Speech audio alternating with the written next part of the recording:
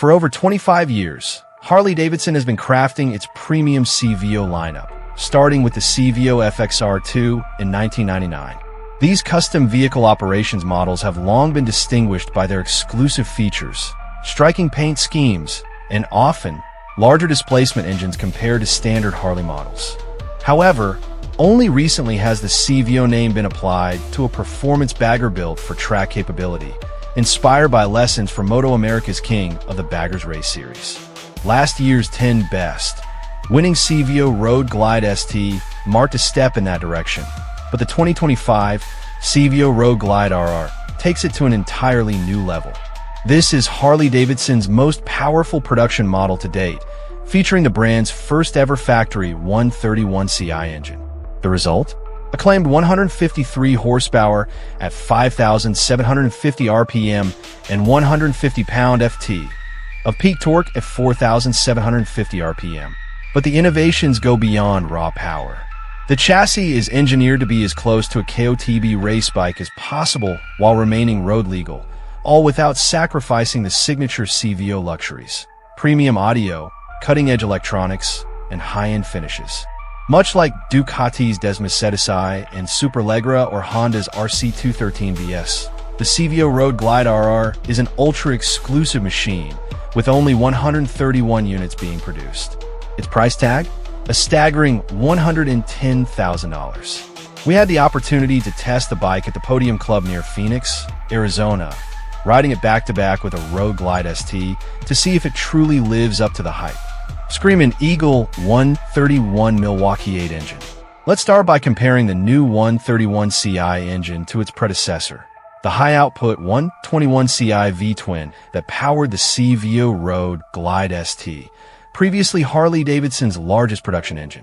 The 121 CI features bore and stroke dimensions of 103.5 by 117.5 millimeters, yielding a total displacement of 1,977 cubic centimeters.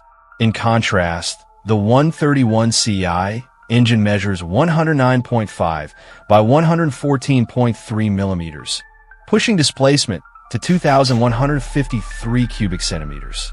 That means each cylinder now exceeds a full liter in size, comparable to the Triumph Rocket 3's 2,458 cubic centimeters triple, though the 131 boasts a significantly longer stroke.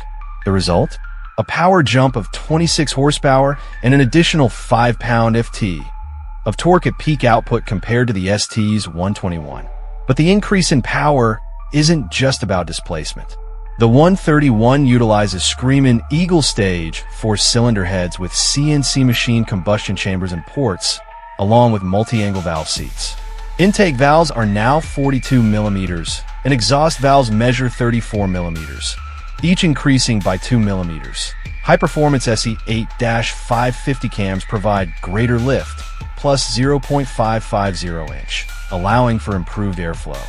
The setup is reinforced with high-performance valve lifters, valve springs, inner camshaft bearings, and a high-volume oil pump, ensuring durability as the red line climbs from 5,900 RPM on the 121 to 6,500 RPM. Feeding this beast is a massive 68 millimeters throttle body mounted on a CNC machined intake manifold, precisely matched to the intake ports.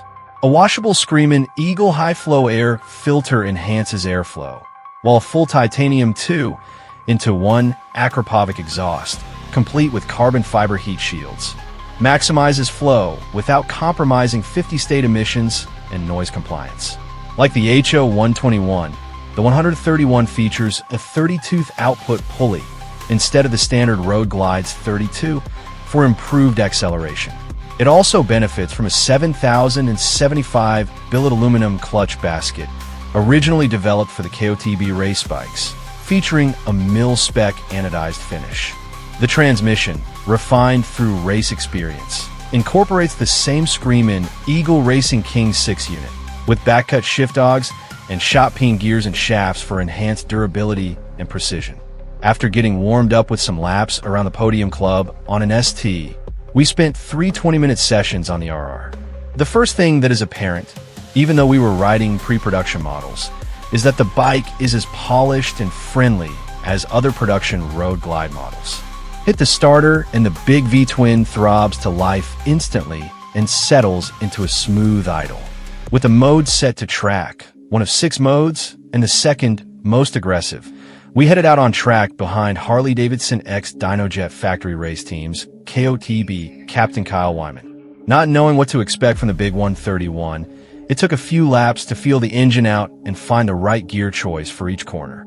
But a few things instantly stand out in terms of the powertrain. The transmission is excellent with precise shift throws and lighter action at the mid-mounted shift lever. Those extra revs make a big difference in how you ride it, letting you hang on to gears that otherwise would force you into an unwanted upshift or downshift at an opportune time. The power is impressive too, with a newfound top end that keeps pulling and pulling right up until you smack into the rev limiter. Torque is ample across the rev range, allowing you to be lazy if necessary and save a shift here and there. The electronic rider aids do a great job of keeping everything predictable in terms of effective traction control and engine braking, allowing smooth corner entries and exits despite the massive torque on tap. We definitely anticipated that it would be a bit more of a handful. The single most impressive thing about the 131 engine is that it doesn't exhibit any manners that would be interpreted as being less friendly as an everyday ride. Pulling out onto the track on the pit road, or tooling around in the paddock, the engine behaves like any other road glide, with spot-on fueling, a smooth and predictable engine, and a seamless clutch and transmission. The only major difference is that it has a ton more performance on demand when you want it. Combined with the refinement mentioned above, it makes this engine incredibly special. Chassis and ergonomics. Heading out on the track, we were sure that the engine was going to steal the headlines, so it was a surprise that the chassis is the real showstopper. For anyone who hasn't been following the KOTB series, watching factory Harley-Davidson teammates Wyman and James Rispoli and their competitors hustle their machines around a racetrack is amazing, appearing to defy gravity on what must be the largest road racers ever. So how did Harley turn the road glide platform into a close facsimile of a road race bagger? Let's start with the suspension, because that is where this bike is transformed the most. The swing arm is the crown jewel of the chassis, constructed in the same manner as the ones on the factory HD KOTB race bikes, although the specifications are a bit different. It starts out as a 220-pound block of 6,061 bil aluminum and is machined down to an 18-pound one-piece swing arm. It really is a thing of beauty and is a part that can't otherwise be obtained. Controlling the rear end are a pair of fully adjustable Screamin' Eagle remote reservoir lean shocks that also allow ride height adjustability. The RR is raised an additional 2 inches, which in turn increases lean angle to 36 degrees on the right and 35 on the left, a 3-degree increase compared to the ST. But almost as impressive as the swing arm is the 43mm Öhlins FGR